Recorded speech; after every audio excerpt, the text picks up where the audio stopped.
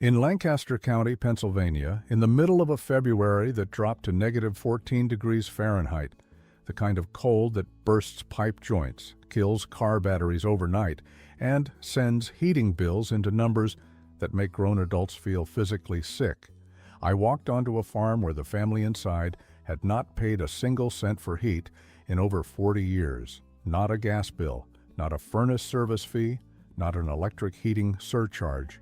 Zero. The morning air hit like a wall. My breath went white the second I stepped out of the truck. The ground was frozen solid, not the soft freeze of early winter, but the deep, bone-locked freeze of a month that had not seen above 20 degrees in 3 weeks. I could feel the cold working its way through my boots inside of 90 seconds. And then I opened the door to that farmhouse. The warmth that wrapped around me was not the sharp chemical blast of forced air heat. It was not the dry, throat-scratching wave of a gas furnace cycling on. It was something older, heavier. It came up through the floor beneath my feet. It came from the walls themselves, walls that felt, when I pressed my palm flat against the plaster, like a living thing that had been holding heat quietly for hours while the world outside tried to take it away. The number that changes everything is this. The family running that farm, a man named Elias, his wife, their 4 children, and his aging mother, heats over 1,800 square feet of living space through a full Pennsylvania winter for approximately $11 a year. $11, not $11 a month, not $11 a week, $11 per year total. That $11 covers the occasional small load of hardwood scraps they don't split themselves and the cob patching material they replace every few seasons. That is the entire annual heating budget for a family of 7, living through winters that regularly hit negative temperatures and stay there for weeks. If that number just stopped you, stay here. Subscribe to Tradition Done right now and turn on notifications. The algorithm will not bring this video to you on its own. It will serve you a gas water heater ad before it serves you this. Hit like right now so someone else finds this today. This information does not travel unless we move it ourselves. Because here is what I need you to hold in your mind as context. The average American household spent over $1,000 on natural gas for space heating alone in 2023, according to the U.S. Energy Information Administration. In colder states, Minnesota, Wisconsin, Maine, upstate New York, that number climbs past $2,000 per winter. And it repeats every year, every winter, with no ceiling, with no exit. Elias looked at me across the kitchen table, the floor warm under both our feet, the walls radiating a steady, even heat that had nothing to do with any utility company, and said something I have not stopped thinking about since I left that county. He said, "We just never needed to." Stay with me, because what I found in that farmhouse, and in Holmes County, and in Geauga County, and in the Indiana settlements, is not a trick. It is not off-grid theater. It is 300 years of refined, documented, physically verified knowledge that the heating industry has had every financial reason to make sure you never sit down and actually learn. We are going to go through all of it, the science, the history, the suppression, the exact steps to build it yourself, and the real-world proof that this works at scale, not just on Amish farms, but in buildings on 3 continents. Let's start at the beginning. The Amish did not stumble into this knowledge by accident. They inherited it, kept it, and improved it in places like Lancaster County, Pennsylvania, Holmes County, Ohio, Geauga County, Ohio, Wayne County, Ohio, and the Indiana settlements, where winter still demands practical answers instead of expensive ones. In these communities, heat is not treated as a subscription. It is treated as a duty, something you prepare for before the cold arrives, something you manage every day, and something you respect because wasting it means wasting labor, timber, and time. What makes this knowledge so durable is that it passes through generations by doing, not by talking. In Lancaster County, a boy learns early how to split and stack wood so it seasons properly. In Holmes County, a girl grows up understanding which wall holds warmth longest after supper and which rooms stay closed when the wind cuts hard from the north. In Geauga County and Wayne County, the rhythm of winter is part of the household calendar. Check the stove, clear the ash, feed the fire, close the shutters, keep the draft steady, and never let the house cool too fast if you can help it. In Indiana settlements, where the land is flatter and the winds can be relentless, the same habits take on a sharper edge. A warm room is not comfort as luxury. It is comfort as planning. A typical winter morning in an Amish house begins before sunrise. The kitchen is dark except for a lantern or a small window catching the earliest gray light. Someone is already awake, usually the person who knows the fire best. The stove door opens with a short metal clink. Dry hardwood goes in. The smell is sharp and clean, not smoky, because the wood has been stacked correctly through the summer and fall. The first heat reaches the room slowly, then settles into the floor, the bench, the brick, the walls. You feel it in your socks before you feel it in your hands. By the time breakfast is ready, the house is not blazing hot. It is steady. That is the goal. In these homes, the heating system is tied to the rest of life. Morning chores happen in layers.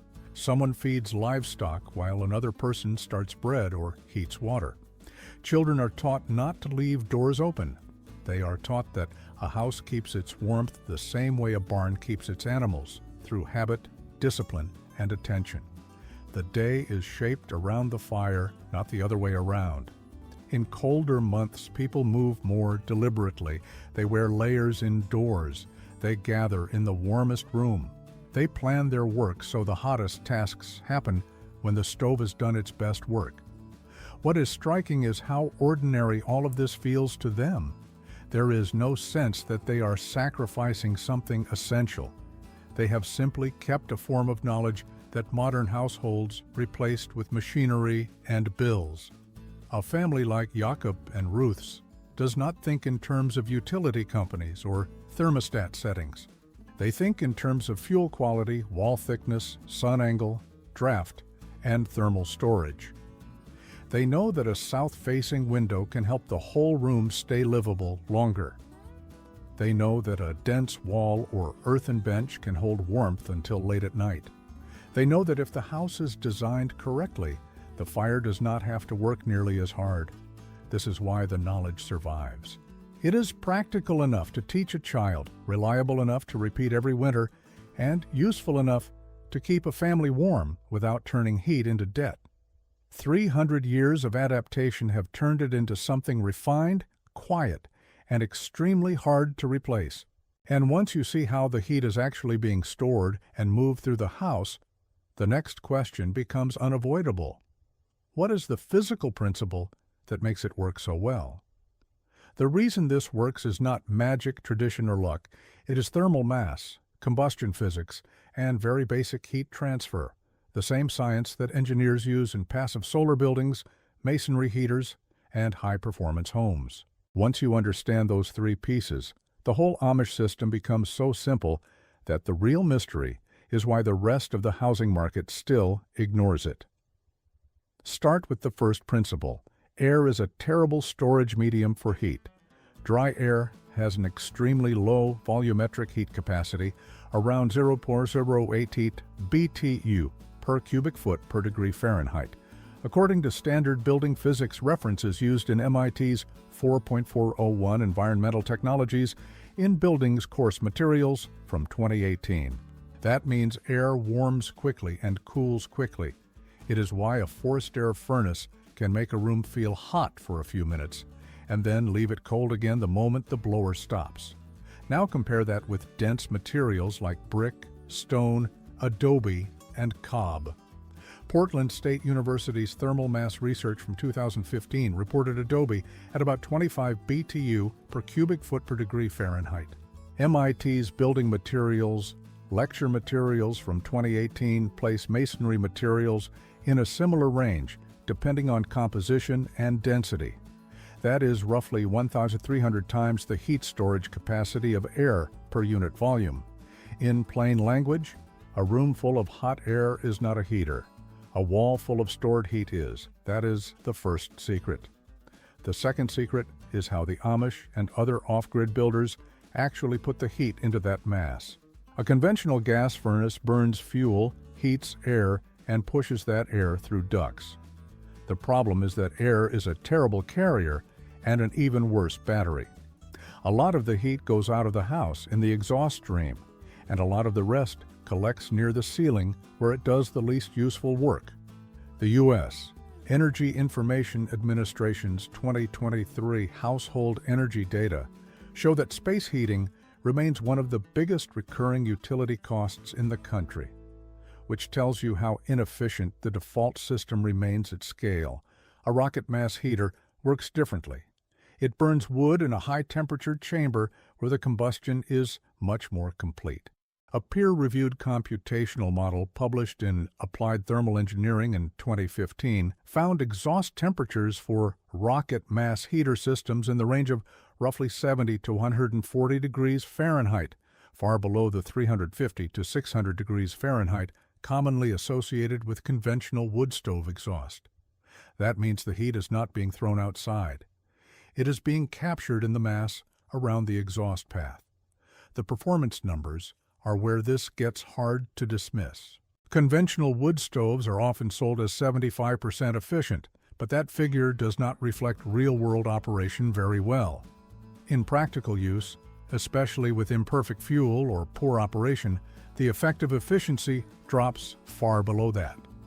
By contrast, rocket mass heater designs have been documented at around 93% combustion efficiency in technical demonstrations and modeling summaries circulated by engineering communities and builders.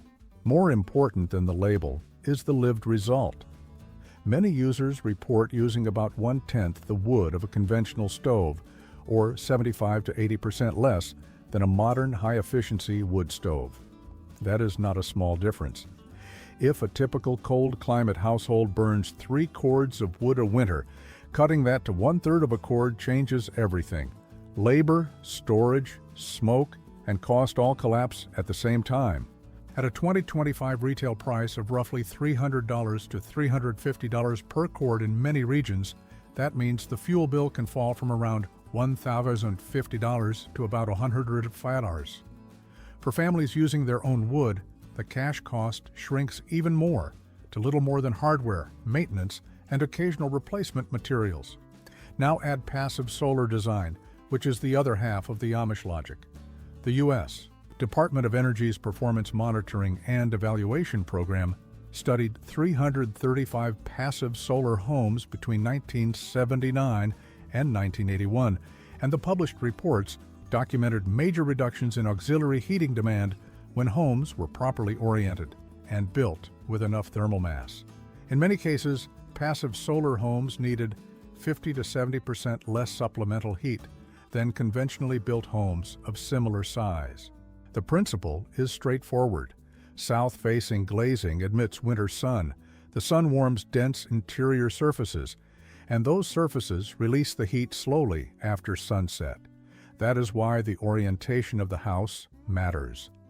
A wall of windows facing the wrong direction can lose more heat than it gains.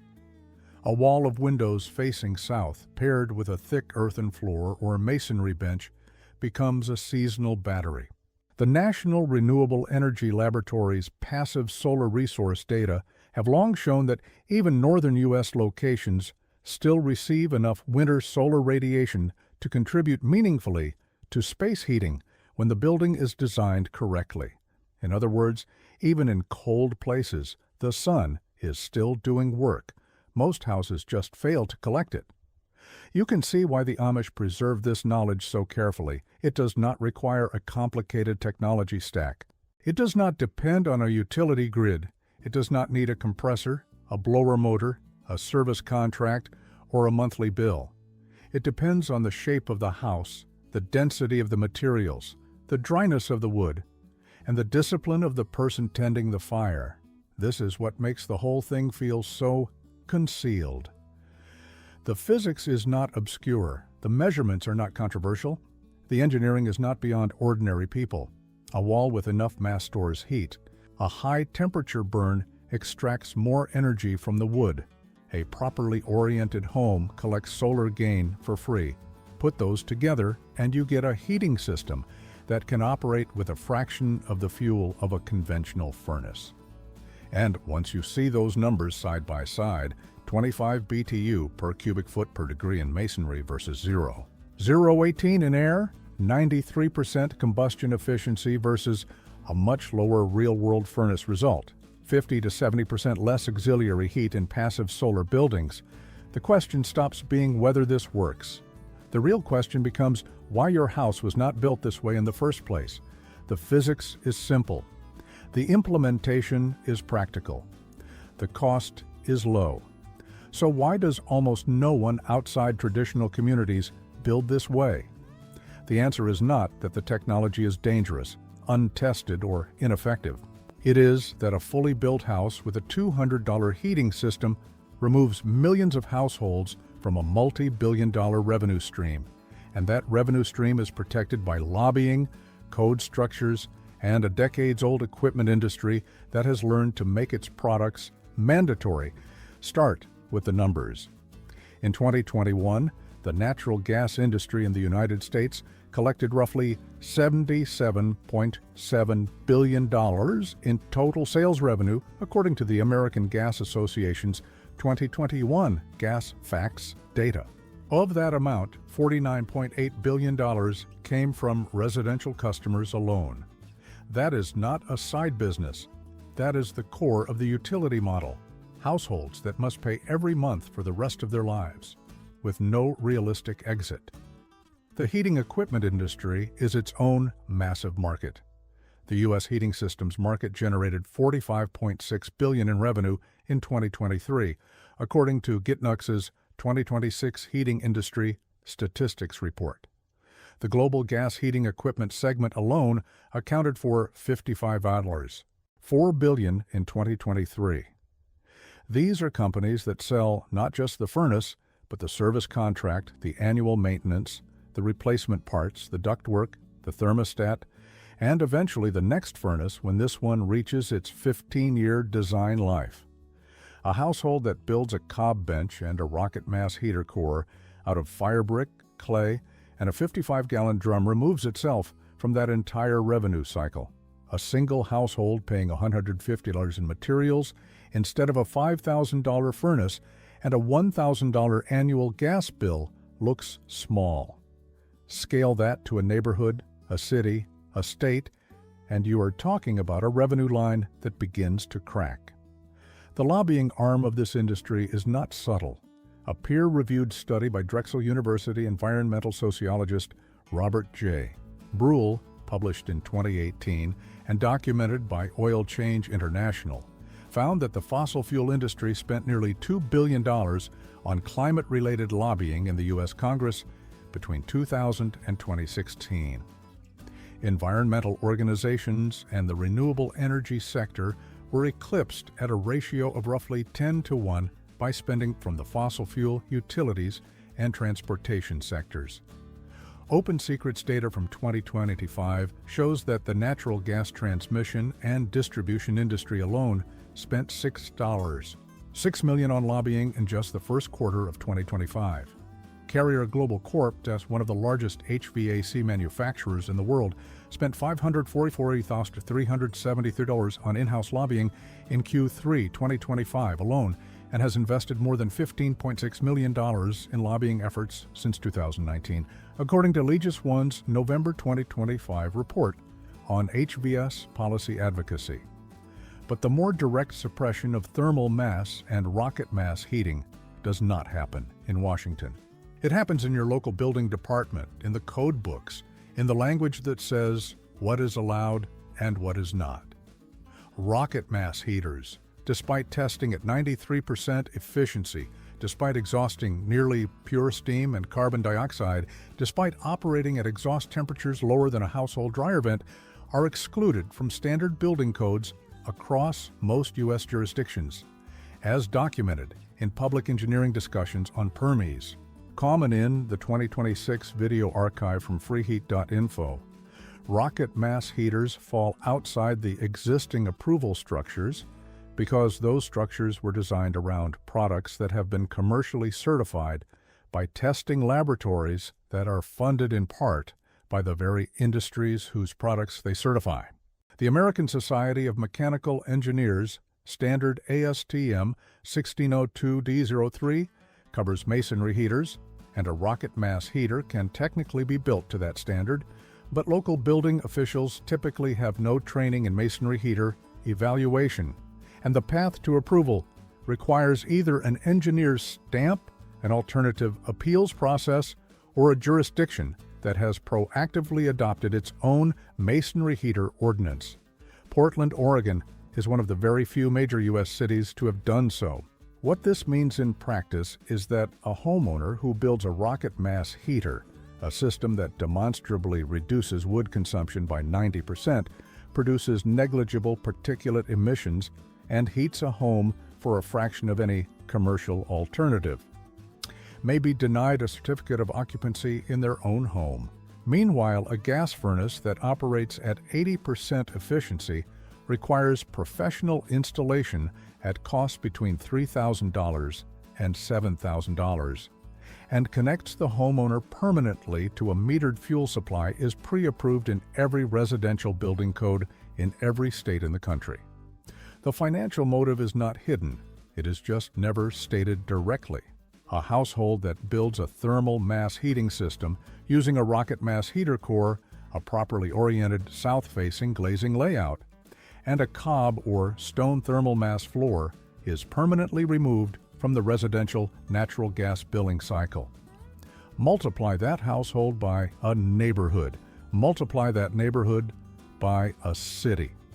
The $49.8 billion residential natural gas revenue line begins to look fragile in ways that no earnings call is ever going to acknowledge.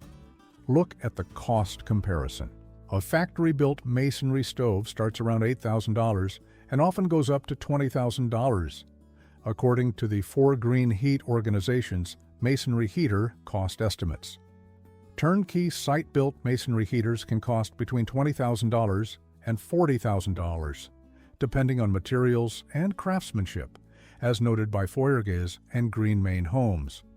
Meanwhile, a DIY rocket mass heater built from fire brick, used steel drum, clay, sand, and basic tools can be built for $150 to $250 in materials at 2025 pricing. A professional gas furnace installation runs $3,000 to $7,000, and then you add the annual gas bill, $1,017 on average, for the average American household according to the U.S. Energy Information Administration's 2023 data, and far more in colder climates. Energy efficiency standards themselves are increasingly at risk.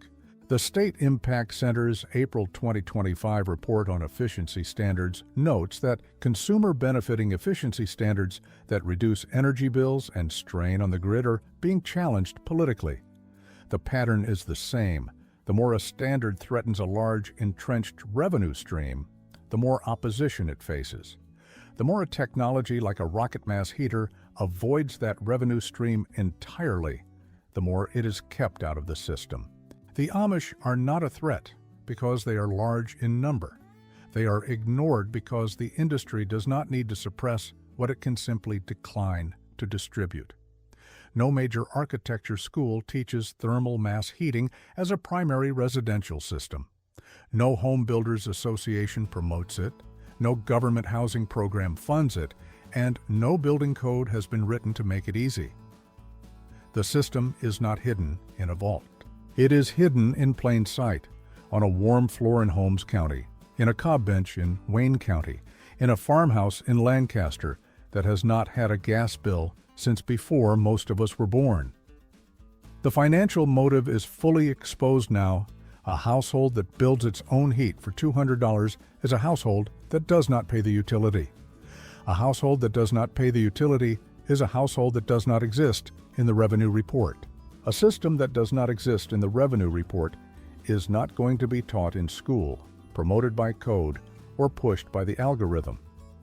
You have been deceived not by a conspiracy, but by a math problem with a very large number on one side and a very small family kitchen table on the other. What follows is a functional, buildable rocket mass heater with an integrated thermal mass bench, the core of the heating technology the Amish have refined, translated into steps that someone with no prior building experience can follow. Budget between $150 and $250 in materials for a basic build at 2025 pricing. No contractors. In most rural jurisdictions, no permits, though you should always check your local code before building. Step 1. Gather your materials. You will need approximately 40 to 50 standard fire bricks, priced between $2 and $4 each at most masonry supply stores. Budget $100 to $200 for this. You will need one 55-gallon steel drum with a removable lid, often free from farm supply stores or available for $15 to $30. You will need clay, either subsoil from your own land or bagged pottery clay from a ceramics supplier. You will need clean sand, roughly 1.5 cubic yards if mixing on-site, or pre-mixed bagged sand if you prefer. You will need dry straw or wood shavings for cob mixing, roughly 10 to 15 bales of wheat straw. You will need 6-inch or 8-inch diameter metal stovepipe sections, typically 3 to 5 8-foot sections at $20 to $35 each. You will need basic masonry tools, a trowel, a hawk, a level, a straight edge, a wheelbarrow, and mixing tools. You will need high-temperature refractory mortar or refractory cement, available as pre-mixed bags for $15 to $25 per bag. Budget 3 to 4 bags. Total materials cost $150 to $250. Step 2. Build the J-tube combustion core. The J-tube is the heart of the rocket mass heater. It consists of 3 sections: a vertical fuel feed where you load wood, a horizontal burn tunnel where combustion occurs, and a vertical riser where the superheated gases accelerate upward. Using fire brick and high-temperature refractory mortar, build the fuel feed at a height of 12 to 16 inches, the horizontal burn tunnel at 8 inches in diameter and 12 to 16 inches in length, and the riser at a height of 36 to 48 inches. The riser must be at least 3 times the height of the horizontal burn tunnel to generate adequate draft. Insulate the inside of the riser with a layer of perlite mixed with clay to maintain combustion temperatures above 1 through 200 degrees Fahrenheit, the temperature at which the gases combust fully and smoke is eliminated. The horizontal burn tunnel should be lined with fire brick on the bottom and sides, leaving the top open as the ceiling of the combustion chamber. Step 3. Install the barrel. The 55-gallon steel drum is inverted over the riser, with a clearance of 2 to 3 inches between the top of the riser and the underside of the barrel. This clearance creates the pressure differential that pulls combustion gases horizontally through the exhaust channel. The barrel acts as a radiant heat surface that warms the immediate space quickly while the thermal mass absorbs the longer-lasting heat. Use a steel band or metal strap to secure the drum so it does not wobble or shift. The drum should sit level and stable, with no gaps between the drum bottom and the brick platform supporting it. Step 4. Build the exhaust channel and thermal mass bench. From the exit point at the base of the barrel, run your 6-inch stovepipe in a horizontal channel through the interior of your thermal mass bench before it exits through the wall. The longer this channel runs through your mass, ideally 12 to 20 feet total, the more heat is absorbed from the exhaust gases before they leave the building. Build the bench itself from cob, a mixture of clay subsoil, sand, roughly 70% sand to 30% clay by volume, and straw chopped to 4 to 6 inch lengths. Cob benches are typically 18 to 24 inches high, 18 to 24 inches deep, and can run the full length of a wall. Let each layer of cob dry before adding the next. Do not rush this. A bench that crumbles is a bench built wet. The cob should be packed firmly around the stovepipe, leaving no air gaps, and smoothed to a comfortable seating surface. Step 5. Install the chimney exit.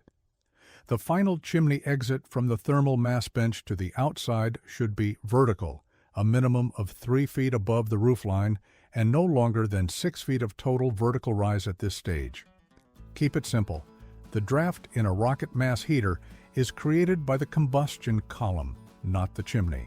A chimney that is too tall will actually impede performance by creating competing draft. Install a rain cap on the chimney exit to prevent water from entering the system during storms. Ensure the chimney exit is at least 10 feet horizontally from any window or air intake to prevent exhaust gases from re-entering the house. Step 6. Cure the system before full use. Before your first full fire, run 3 or 4 small test fires, 10 to 15 minutes each, to dry the cob slowly and allow the refractory mortar in the combustion core to cure fully. Firing too hard too soon will crack your core. Let the system cool completely between test fires. On the 3rd or 4th test fire, increase the wood slightly to see if the exhaust temperature is warm but not hot to the touch at the exit chimney. That is the desired behavior. Once the system is fully cured, you can begin normal operation. Climate variation. Cold and wet climates, Pacific Northwest, Great Lakes, Northeast. In regions with high humidity and extended overcast winters, Oregon, Washington, Michigan, New York, the thermal mass bench should be sized larger with a minimum of 15 running feet of exhaust channel embedded in the mass. These climates do not provide reliable passive solar gain, so the system needs to hold more heat per burn cycle. Use a slightly higher clay to sand ratio in your cob, 60% sand, 40% clay, for higher density and slower release. 2 short burns per day, morning and late afternoon, outperform 1 long burn in these conditions. Climate variation, hot and dry climates, southwest southern plains. In Arizona, New Mexico, and West Texas, where winters are mild but nights can drop below freezing, a smaller bench system with a shorter exhaust channel, 8 to 10 feet, is sufficient. In these regions, the passive solar component becomes the dominant heating force, and the rocket mass heater serves primarily as a backup for nights below 30 degrees. Orient your glazing south with an overhang calculated to block summer sun. A 45-degree latitude roof overhang is the standard design in architecture curricula. And for a home at 33 degrees latitude, Dallas, an overhang of approximately 18 inches per foot of window height blocks the high summer sun while admitting the low winter sun almost entirely. The common mistake: wet wood. The single most common error is using insufficiently seasoned wood. Rocket mass heaters burn hot and fast by design. They require wood with a moisture content below 20%, ideally below 15%. Wood at 30% moisture content will produce excessive smoke, drop combustion temperature below the clean burn threshold, and build creosote in your exhaust channel. Buy a $15 moisture meter. Use it every time. Split your wood at least 6 months before burning and stack it off the ground with airflow on all sides. This is not optional. It is the difference between a system that runs at 93% efficiency and one that runs at 20%. The wood is prepared first, before the house is finished, before the furniture is placed, before the family moves in. The fuel is the first priority. That is, the mentality this system requires. They kept it from you because a household that heats itself is a household that does not pay them. It really is that simple. This is not a theory. This is not a homesteading forum experiment. These are documented large-scale and international installations that prove this concept works at the scale of real buildings, buildings that are still operating, still performing, and still being cited in energy literature. Loch Gilphead Passive House, Loch Gilphead, Scotland, United Kingdom, built 2004. This residential building in the Scottish Highlands was documented by the Passive House Institute in Germany in their 2005 performance monitoring report. It achieved a measured heating energy consumption of 15 kilowatt hours per square meter per year, compared to a UK average conventional home at 120 to 150 kilowatt hours per square meter per year at the time. That is an 88% reduction in heating energy demand, achieved entirely through thermal mass walls, passive solar orientation, and a heat recovery ventilation system with no conventional furnace. Winter temperatures in that region regularly fall below freezing. The building performed through Scottish winters without a boiler. Emerald Isle Solar Village, Santa Fe, New Mexico, USA, built 1978, documented by U.S. Department of Energy, 1981, included in the U.S. Department of Energy's Performance Monitoring and Evaluation Program case studies, SERI SSP 271-2474, published 1981. This residential community used Adobe thermal mass construction with south-facing trombe walls, a passive solar thermal mass strategy, and documented auxiliary heating requirements of less than 20% of what conventionally constructed homes in the same climate zone required. Adobe walls 14 to 18 inches thick absorbed enough daytime solar radiation to maintain interior overnight temperatures of 65 to 68 degrees Fahrenheit, even when outdoor nighttime temperatures fell below 15 degrees Fahrenheit. Bundanoon Passive Solar Community Hall, Bundanoon, New South Wales, Australia, built 2009. Documented by the Australian Greenhouse Office and cited in subsequent passive solar design resources, this public building used rammed earth thermal mass walls and concrete slab flooring, the same material principle as Amish cob construction, to maintain interior temperatures within a 5 degrees Celsius comfort range year-round without mechanical heating or cooling. The rammed earth walls, 500 millimeters thick, tested at thermal lag times of 8 to 10 hours, meaning heat absorbed at noon was still being released at 10 p.m., exactly the behavior Amish builders have relied on for generations. These are not alternative communities running experiments.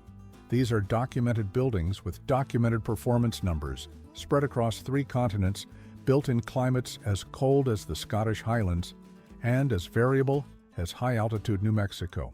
The physics does not change by geography. Dense material absorbs heat. Dense material releases heat slowly. A J-tube combustion chamber burns wood at 93% efficiency. These facts are not regional, and every one of those buildings is doing what Elias's farmhouse in Lancaster County has been doing since before the first gas line was ever run under an American street. I want to hear from you right now. Drop your state or country in the comments and tell me what you paid for heat last winter. Not an estimate, your actual bill total, or as close as you can remember, because I want to build a map of what this system is costing people. A real viewer-built record of what the conventional heating market is extracting from ordinary households every single year. If you paid more than $11, this information was meant for you. This channel exists because there is a category of knowledge that never trends. It never gets pushed by an algorithm. It does not go viral. The information that most directly changes your actual material life, what you pay, what you owe, what you can build with your own hands and never pay again. That information lives at the margins of what the platform's advertising model has any interest in distributing. That is why I am asking you directly. Subscribe to Tradition Done right now. Turn on the bell notification. Not because I want the subscriber count, because the next time I publish something like what you just watched, the algorithm will not bring it to your feed. You will not see it unless you have chosen to. That is not a complaint about the platform. That is just the reality of building a channel around information that a $60 billion industry would prefer you never find. Share this video with one person who complained about their heating bill this winter. That is how this information spreads, not through advertising. Person to person, the way the Amish have been sharing it for 300 years. The next video is already filmed, and I need to prepare you for what is coming because the opening number in that video is harder to believe than $11 a year for heat.